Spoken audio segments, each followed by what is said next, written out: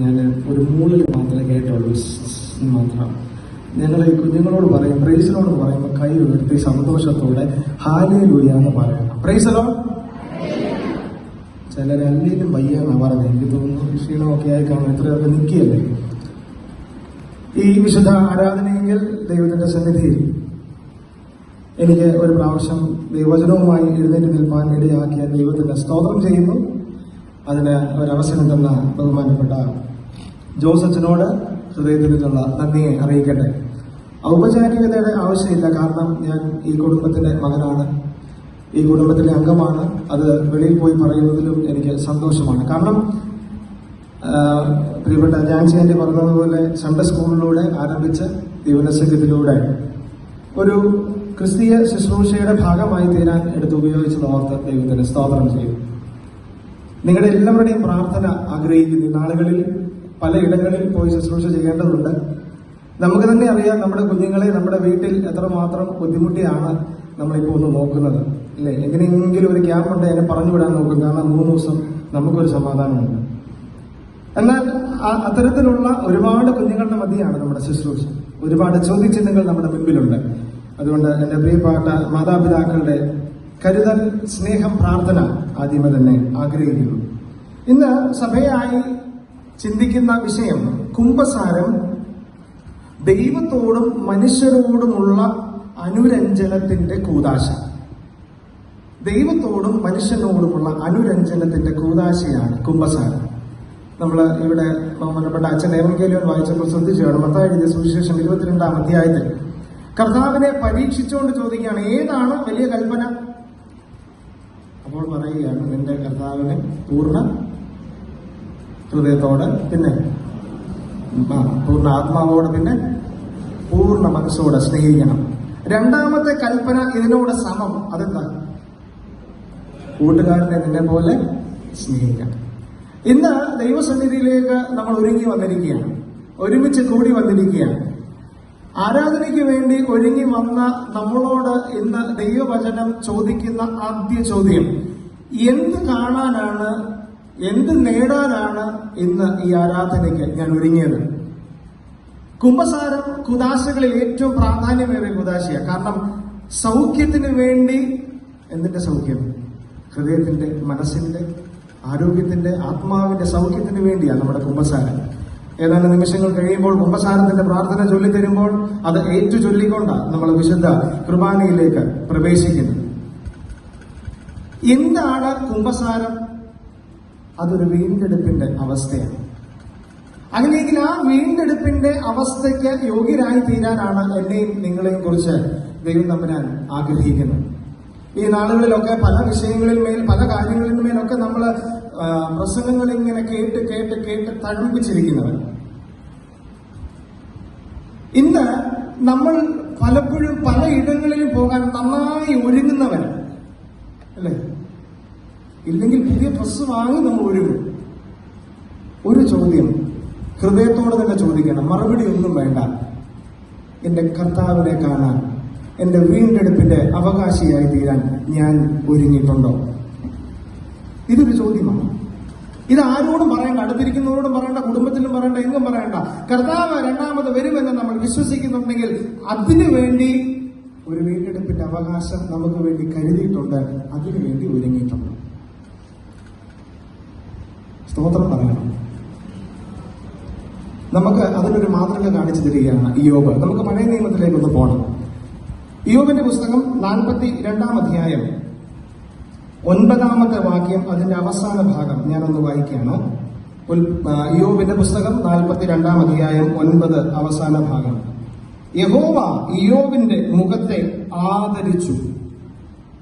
യഹോവ ഇയ്യോബിന്റെ മുഖത്തെ ആദരിച്ചു. ഇയ്യോബിന്റെ ജീവിതം നമുക്ക് നന്നായി അറിയാം. ദൈവം മുമ്പാകെ നീതിമാനായിരുന്നു, നിഷ്കളങ്കനായിരുന്നു, ദൈവത്തിന് പ്രസാദകരമായി ജീവിച്ചവനാണ്.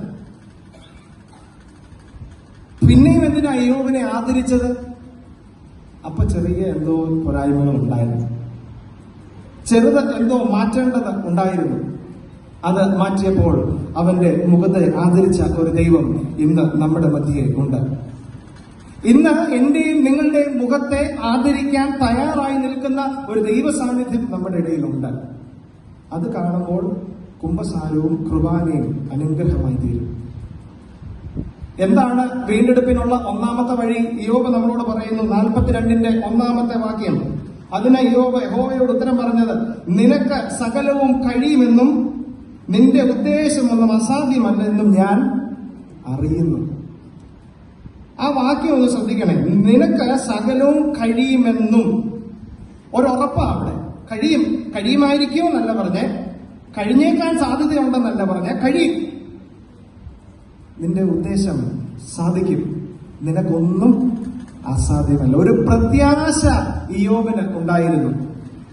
19-ാം അധ്യായം 27-ാം വാക്യം നമ്മൾ വായിക്കുമ്പോൾ ഇയ്യോബിന്റെ 1-ാമത്തെ പ്രതികരണം നമുക്ക് കാണാൻ സാധിക്കും. ഇതിന് സമമാണ്. 2-ാം പ്രതികരണത്തിൽ സ്വയത്തെ ത്യജിച്ചുകൊണ്ട് ദൈവം മുമ്പാകെ പറയുകയാണ്, നിനക്കെല്ലാം സാധിക്കും, അസാധ്യമായിട്ട് നിന്റെ മുൻപിൽ ഒന്നുമില്ല. ഇന്ന് ഈ പ്രത്യാശയുടെ വാക്ക് നമുക്ക് പറയാൻ സാധിക്കുമോ? പ്രത്യാശയുടെ ഒരു സംസാരം എന്റെയും നിങ്ങളുടെയും വായിൽ ഉണ്ടോ? ഈ സംസാരിക്കുന്നത് നിങ്ങളുടെ ഇടവകയിലെ ഒരാളാണെന്നല്ല. പരിശുദ്ധാത്മാവിനോട് ചോദിക്കേ, ഇന്ന് എന്റെ ഈ ജീവിതത്തിൽ പ്രത്യാശയ്ക്ക് ഭംഗം വരുന്ന രീതിയിൽ എന്റെ ശുശ്രൂഷയ്ക്കോ എന്റെ വ്യക്തിപരമായ ജീവിതത്തിനോ എന്റെ കുടുംബ ജീവിതത്തിനോ ഒരു നാശം സംഭവിച്ചിട്ടുണ്ടോ? പ്രത്യാശയോട് ഇയ്യോബ് പറയുകയാണ്, നിനക്ക് സകലതും കഴിയും. അതുകൊണ്ടാണ് ഇയ്യോബ് ധൈര്യമായിട്ട് പറയുന്നത്, യഹോവ തന്നു, യഹോവ എടുത്തു, യഹോവയുടെ നാമം വാഴ്ത്തപ്പെടുമാറാകട്ടെ. ഇന്ന് ഈ ഒരു പ്രത്യാശയുടെ അനുഭവം നമ്മുടെ കുഞ്ഞുങ്ങൾക്ക് പകർന്നു കൊടുക്കാനായിട്ട് നമുക്ക് സാധിക്കുന്നു. ഈ ഒരു പ്രത്യാശ നമ്മുടെ പൂർവ്വപിതാക്കന്മാർ പകർന്നു തന്നതുകൊണ്ടാണ് ഇന്ന് സന്തോഷത്തോടെ നമ്മൾ ആരാധിക്കുന്നത്, ഇന്ന് ഈ നന്മകൾ അനുഭവിക്കുന്നത്. കഴിഞ്ഞ പ്രാവശ്യം 2 മാസം മുമ്പാണ് ഞാൻ വന്നു തോന്നുന്നു. വന്നപ്പോൾ ഈ കാർപ്പറ്റ് അല്ല, ഇച്ചിരി വേദനയുള്ള കാർപ്പറ്റായിരുന്നു. ഇന്നിപ്പോൾ നല്ല സുഖമുണ്ട്. ഇനിയും വേറെ ക്രമീകരണങ്ങളൊക്കെ വരുന്നുണ്ട്. നന്മകൾ ദൈവം തരുമ്പോൾ പ്രത്യാശ കൈവിടാതെ വീണ്ടെടുപ്പിന് വേണ്ടി ഒരുങ്ങാൻ സാധിക്കണം. ഇല്ലേ പള്ളിയായിട്ട് തന്നെ നിൽക്കും, ഒരു മാറ്റം ഉണ്ടാകില്ല. മറന്നുപോകരുത്. ഒരു പ്രത്യാശയുടെ ജീവിതം എനിക്കും നിങ്ങൾക്കും ഉണ്ടെങ്കിൽ ഒരു വീണ്ടെടുപ്പ് നമുക്ക് അസാധ്യമായി തീരും. എല്ലാവർക്കും അറിയാവുന്ന ഒരു വ്യക്തിയാണ് famous music composer director A.R. Rahman. അദ്ദേഹത്തെ ഇന്റർവ്യൂ ചെയ്യുക എന്ന് പറഞ്ഞാൽ ഭയങ്കര കാര്യമാണ്, അല്ലേ? അദ്ദേഹം വലിയൊരു ആളാണ്, ഭയങ്കര സെലിബ്രിറ്റിയാണ്. അദ്ദേഹത്തെ ഇന്റർവ്യൂ ചെയ്യാൻ ഒരുങ്ങി വന്ന ഒരു യൗവനക്കാരനായ പയ്യൻ, അവൻ വളരെ എക്സൈറ്റ്മെന്റോട് കാത്തിരിക്കുകയാണ്. എന്താണ് അദ്ദേഹത്തോട് ചോദിക്കുക, എന്തായിരിക്കും അദ്ദേഹത്തിന്റെ മറുപടി? ജാടയായിരിക്കുമോ? കുറച്ച് ചോദ്യങ്ങളൊക്കെ ചോദിച്ചു, നല്ല രീതിയിലുള്ള മറുപടിയൊക്കെ കിട്ടി. അവസാനം ഒരൊറ്റ ചോദ്യം കൂടെ, ഇത്രയും ചോദിച്ചുള്ളൂ, എന്താണ് അങ്ങയുടെ അവസാനത്തെ ആഗ്രഹം? ഇനി പറയുന്നത് ശ്രദ്ധിക്കണം. A.R. റഹ്മാൻ എന്ന് പറയുന്ന വ്യക്തി പറയുകയാണ്, കർത്താവായ യേശു ക്രിസ്തു 2ാമത് വരുമെന്ന് ഞാൻ കേട്ടിട്ടുണ്ട്. ആരാ പറഞ്ഞത്? ക്രിസ്ത്യാനിയാണോ? കർത്താവായ യേശു ക്രിസ്തു 2ാമത് വരുമെന്ന് ഞാൻ കേട്ടിട്ടുണ്ട്. അങ്ങനെയെങ്കിൽ എനിക്ക് ആ കർത്താവിനെ ഒന്ന് കാണണം. ഹല്ലേലൂയ. ആ കർത്താവിനെ കാണാൻ ഒരുങ്ങിയിട്ടുണ്ടോ? ഇല്ലെങ്കിൽ ആ ഒരുക്കത്തോടെ ഇന്നിവിടെ വന്ന് മുട്ടുകുത്താകുന്നു. ആ പ്രത്യാശയില്ലാതെ മുട്ടുകുത്തിയിട്ട് ഒരു കാര്യമില്ല. അല്ലെങ്കിൽ കുറച്ച് പേര് നമ്മളെ ഇങ്ങനെ എടുത്തുകൊണ്ട് വരും, ഇവിടെ കൊണ്ടുവെക്കും. അച്ഛൻ ഇങ്ങനെ ആരാധനയൊക്കെ ചൊല്ലി നമ്മളെ കൊണ്ടുപോയി ഇതിന്റെ പുറകെ വെക്കും. അവിടെ നമ്മൾ എഴുതി വെക്കും, ഇവിടെ വിശ്രമിക്കുന്നു. അവിടെയുള്ള അതിനപ്പുറം ഇല്ല, അല്ലേ? ഇന്ന വീട്ടിലെ ഇന്നാര് ഇവിടെ വിശ്രമിക്കുന്നു, അവിടെ അല്ല, അതിനപ്പുറം നമുക്കൊരു വിശ്രമ സ്ഥലമുണ്ട്, ഒരു സ്വർഗീയ ഓഹരിയുണ്ട്. അതിനെ വീണ്ടെടുക്കപ്പെടുവാനായിട്ട് നമുക്ക് സാധിക്കണം. അതാണ് നമ്മുടെ പ്രത്യാശ. ലാഹ സെന്റ് തോമസ് പള്ളിയുടെ മുറ്റത്ത് ഒരു കബറിടമുണ്ട്, ഒരു കല്ലറ. അതിലെഴുതി വെച്ചിരിക്കുകയാണ്, സൂര്യ തേജസ്സോടെ എന്റെ കർത്താവ് എഴുന്നള്ളി വരുമ്പോൾ അവനോട് കൂടെ ഞാനും വെളിപ്പെടും അക്കരെ നാട്ടിൽ. അത് വേറെ ആരുടെയുമല്ല, സാധു കൊച്ചുകുന്തീശിയുടെ കല്ലറ. അദ്ദേഹം പറഞ്ഞിരുന്നു മരിക്കുന്നതിന് മുമ്പ് ഇങ്ങനെ എഴുതണം. നമ്മളെന്തോ എഴുതും? നമുക്ക് എന്തോ ഉണ്ട് പ്രത്യാശ.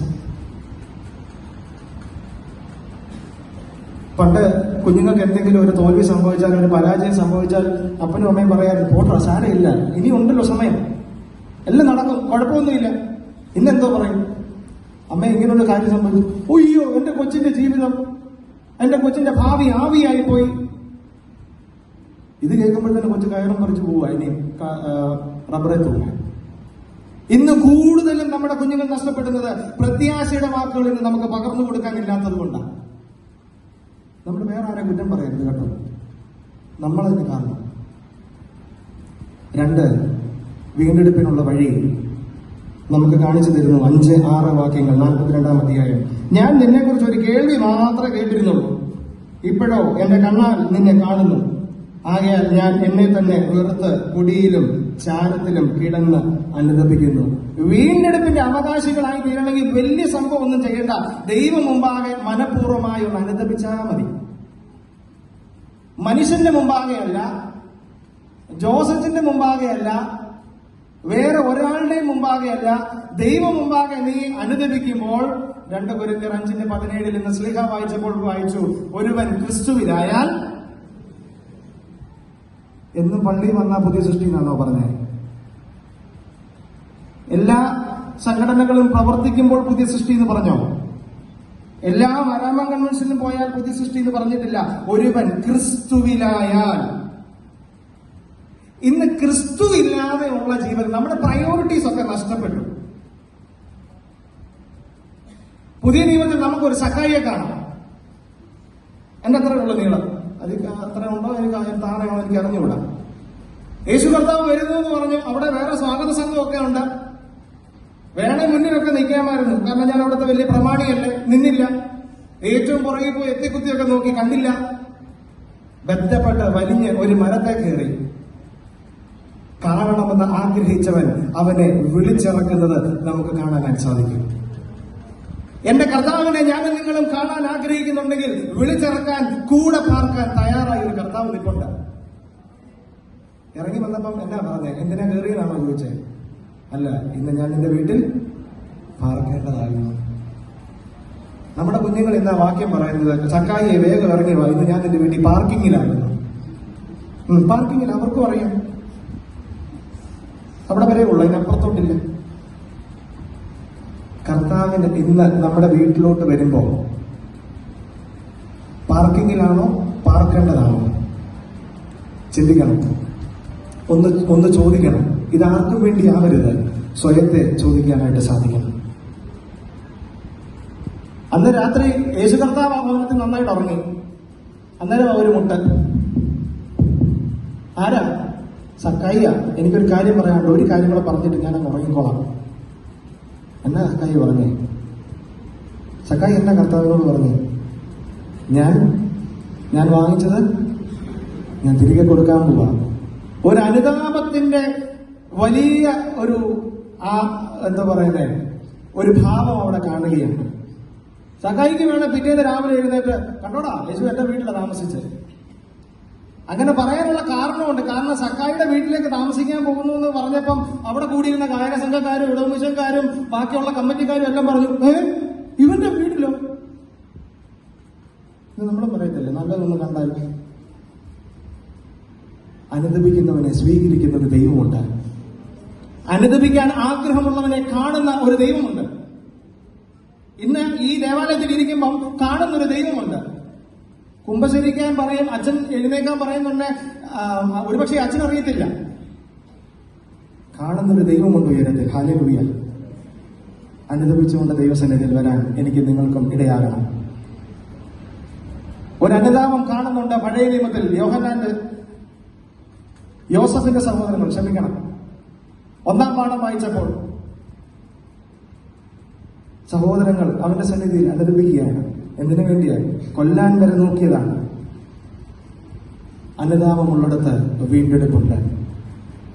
ഞാൻ എന്റെ വാക്കുകൾ അവസാനിപ്പിക്കുക. ഒരു വഴിയും കൂടെ ഉണ്ട്. അത് 10-ാം വാക്യം 42:10. ഇയ്യോബ് തന്റെ സ്നേഹിതന്മാർക്ക് വേണ്ടി പ്രാർത്ഥിച്ചപ്പോൾ യഹോവ അവന്റെ സ്ഥിതിക്ക് ഭേദം വരുത്തി. മുമ്പേ ഉണ്ടായിരുന്നതൊക്കെയും യഹോവ ഇയ്യോബിന് ഇരട്ടിയായിട്ട്. ഒന്ന് മനസ്സിരുത്തി വായിക്കണം കേട്ടോ, വീട്ടിലൊന്ന് ചെന്നിട്ട്. 42-ാം അധ്യായം ഏറ്റവും അവസാനത്തെ അധ്യായമാണ് നമ്മളിപ്പോൾ വായിച്ചുകൊണ്ടിരിക്കുന്നത്. ഇതിനു മുമ്പുള്ള അധ്യായങ്ങൾ നമ്മൾ നോക്കുമ്പോൾ കുറെ കൂട്ടുകാരവിടെ വരുന്നുണ്ട്. കൂടെ ഉണ്ടായിരുന്ന ഭാര്യ വരെ തള്ളിക്കളയുന്നുണ്ട്. ഒരു സമാധാനം തരാത്ത കൂട്ടുകാർക്ക് വേണ്ടി ഇയ്യോബ് പ്രാർത്ഥിച്ചപ്പോൾ, അനുരഞ്ജനത്തിന്റെ ഭാവമുണ്ടായപ്പോൾ യഹോവ ഇയ്യോബിന്റെ മുഖത്തെ ആദരിച്ചു. ഇന്നത്തെ തീമിലേക്ക് നമുക്ക് വരാം. ദൈവത്തോടും മനുഷ്യനോടും അനുരഞ്ജനം ഉണ്ടാകുമ്പോൾ അവിടെ വീണ്ടെടുപ്പുണ്ട്. ഞാനൊന്ന് ചോദിച്ചോട്ടെ, ചുമ്മാ മനസ്സിലൊന്ന് ചിന്തിക്കണേ. നമ്മൾ ഈ കാണിക്കുന്നതൊക്കെ എന്ന് വരെ ഉണ്ട്? നമ്മൾ ഈ ആഗ്രഹിക്കുന്നത് എന്ന് വരെ ഉണ്ട്? നമ്മൾ ഈ നേടിയെടുക്കുന്നത് എന്ന് വരെ ഉണ്ട്? ശവസംസ്കാര ശുശ്രൂഷയിൽ ഏറ്റവും കൂടുതൽ തവണ ആവർത്തിച്ച് പറയുന്ന ഒരു വാക്കാണ് എല്ലാം മായ, മായ, മായ. എന്നിട്ട് നമ്മൾ ഈ മായയായ കാര്യത്തിന്റെ പിന്നാലെയാവട്ടെ. ഒരു അനുരഞ്ജനത്തിന്റെ ഭാവത്തിന് ഞാൻ നിങ്ങൾ തയ്യാറാകുമ്പോൾ അവിടെ ഒരു വീണ്ടെടുപ്പുണ്ട്. 20 കൊല്ലം ഒരുമിച്ച് ജീവിച്ച ഭാര്യയും ഭർത്താവും കുഴപ്പമില്ലാതെ ജീവിച്ചുകൊണ്ടിരുന്നു. ഒരു ദിവസം നേരം വെളുത്തപ്പോൾ കുടുംബ കോടതിയിൽ നിൽക്കുക. വാദവും പ്രതിവാദങ്ങളൊക്കെ കേട്ടതിന് ശേഷം ജഡ്ജി ഭർത്താവിനോട് ചോദിച്ചു, നിങ്ങൾ ഒഴിയാൻ തീരുമാനിച്ചോ? തീരുമാനിച്ചു. ഭാര്യയോട് ചോദിച്ചു, ഒഴിയാൻ തീരുമാനിച്ചോ? തീരുമാനിച്ചു. വീണ്ടും വളരെ സ്നേഹത്തോടെ ആ ജഡ്ജി ഭർത്താവിനോട് ചോദിച്ചു, എന്തിനാ 20 കൊല്ലം ഒരുമിച്ച് ജീവിച്ചില്ലേ? നന്നായിട്ട് ഇനി അങ്ങ് മുൻപോട്ട് പോയാൽ മതിയല്ലേ? ഉടനെ ഭർത്താവ് വളരെ സങ്കടത്തോട് പറഞ്ഞു, എന്റെ പൊന്നേമാനെ, കല്യാണം കഴിഞ്ഞതിന്റെ പിറ്റേന്ന് തൊട്ട് എന്നാ കിട്ടിയാൽ ഇപ്പോൾ എന്നെ വലിച്ചെറിയുക. അപ്പൊ ജഡ്ജി ചോദിച്ചു, എന്നാ പിന്നെ അന്നേരം ഡിവോഴ്സ് മേടിക്കില്ല, എന്തിനാ 20 വർഷം കാത്തിരുന്നേ? അതെ, ഇപ്പൊ അവിടെ ഉന്നം ശരിയായിട്ട് വരുന്നുണ്ട്, എന്റെ ദേഹത്ത് തന്നെയാ കൊള്ളുന്നേ. ഈ 19 വർഷം നമ്മൾ എറിയുന്നത് വേറെയായിരുന്നു. ഇപ്പൊ അവിടെ ഉന്നം ശരിയായി വരുന്നുണ്ട്, എന്റെ ദേഹത്ത് തന്നെയാ കൊള്ളുന്നത്, അതുകൊണ്ട് എനിക്ക് ഡൈവോഴ്സ് വേണം. ഉന്നം തെറ്റിയ ജീവിതാനുഭവങ്ങൾ എന്റെ മുൻപിൽ ഇരിപ്പുണ്ടെങ്കിൽ ഇന്ന് അനുതാപ ഹൃദയത്തോടെ ഒരു അനുരഞ്ജനത്തിന്റെ ഭാവത്തോട് മാത്രമേ ദൈവസന്നിധിയിൽ വന്ന് മുട്ടുകുത്താവൂ. അനുരഞ്ജനത്തിന്റെ മാതൃക കാണിച്ചു തരുന്നതാണ് യോസഫ്. അനുരഞ്ജനത്തിന്റെ മാതൃക കാണിച്ചു തരികയാണ് യേശു കർത്താവ്. കുരിശിൽ കിടന്നുണ്ട്.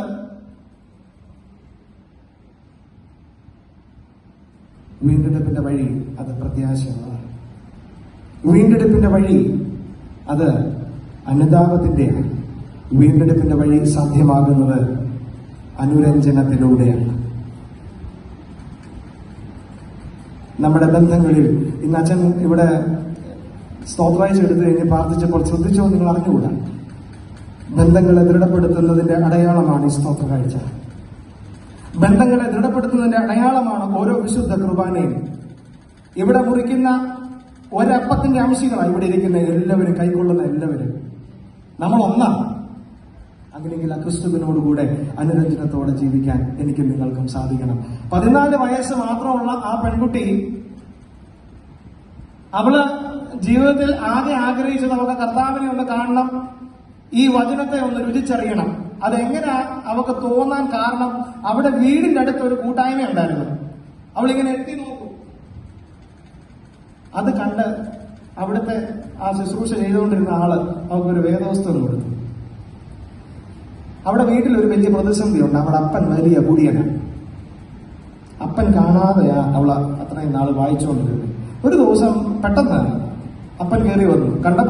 വന്നപ്പോ കണ്ട കാഴ്ച ഈ വേദപുസ്തകം വായിച്ചുകൊണ്ടിരിക്കുന്ന മകൾ. നമുക്കറിയാമല്ലോ പിന്നെ എന്താ സംഭവിക്കാന്ന്. അവളെ ക്രൂരമായി മർദ്ദിച്ചു. അവിടെ കയ്യിലുണ്ടായിരുന്ന വേദപുസ്തകം എടുത്ത് മുറ്റത്തോട്ട് വലിച്ചെറിഞ്ഞു. സന്ധ്യയാണ്, രാത്രിയാണ്, ഇരുട്ടാണ്. അവളെ അടിച്ച് വെളിയിലേക്ക് ഇറക്കി കതക് അടച്ചു. അവൾ ആദ്യം എഴുന്നേറ്റ് അവൾ ഇട്ടിരുന്ന ഉടുപ്പ് കീറിയോന്നല്ല നോക്കിയത്. അവൾ നെഞ്ചോട് ചേർത്ത് വെച്ച വേദപുസ്തകം ആ രാത്രിയിൽ അവൾ തെരഞ്ഞു. അവൾ അവിടുന്ന് കണ്ടുപിടിച്ച് നെഞ്ചോട് ചേർത്തു. തിരിഞ്ഞു നോക്കിയപ്പോൾ അടഞ്ഞ വാതിലാണ്. ഇനി അങ്ങോട്ട് പ്രവേശനമില്ല. മുൻപോട്ട് നോക്കിയപ്പോൾ കൂരിരുട്ടാണ്. എങ്ങനെ പോകും? എത്ര വയസ്സുണ്ട്? അവൾ കണ്ണുനീരോടെ വേദനയോടെ മുൻപോട്ട് നടന്നു. അവൾ ഇടയ്ക്കൊന്ന് തിരിഞ്ഞു നോക്കുന്നുണ്ട്. ആ വാതിൽ അടഞ്ഞു തന്നെ കിടക്കുകയാണ്. അവൾ കണ്ണുനീരോടെ മുൻപോട്ട് പോകുമ്പോൾ അവൾ ഇതുവരെയും കണ്ടിട്ടില്ലാത്ത ഒരു പ്രകാശം അവിടെ മുൻപിൽ. അവൾ ആ പ്രകാശം ഒന്ന് കണ്ണു തിരുമ്മി നന്നായി നോക്കി. ഒരു ദേവാലയത്തിന്റെ കുരിശ്, അത് നല്ല സുന്ദരമായി ശോഭയോടെ നിൽക്കുകയാണ്. ആ വെളിച്ചത്തെ നോക്കി അവൾ യാത്ര ചെയ്തു.